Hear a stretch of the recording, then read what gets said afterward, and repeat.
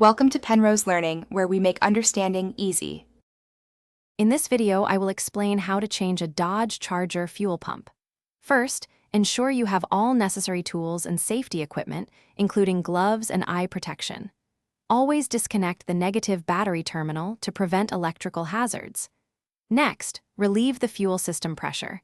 This is a critical safety step before disconnecting any fuel lines. Finally, you will access the fuel pump, which is typically located under the rear seat. To access the fuel pump, begin by removing the rear seat bottom cushion. This usually involves pulling release clips or bolts. Once the seat is out, you will find a service access panel or cover on the vehicle's floor directly above the fuel tank. Remove the screws or fasteners securing this panel.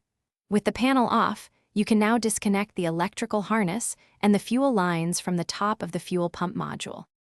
Before removal, clean any dirt or debris from around the fuel pump flange to prevent contamination.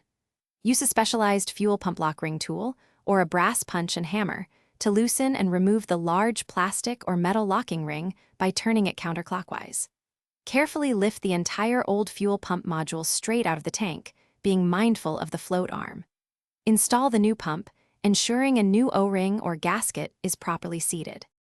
Once the new pump is in place, thread the locking ring back on by hand, then tighten it securely with your tool. Reconnect all fuel lines, ensuring they click into place, and plug in the electrical harness. Replace the access panel and reinstall the rear seat cushion. Finally, reconnect the vehicle's battery.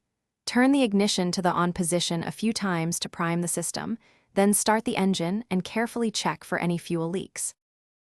Thanks for watching. If this was helpful, leave a like and consider subscribing. See you next time.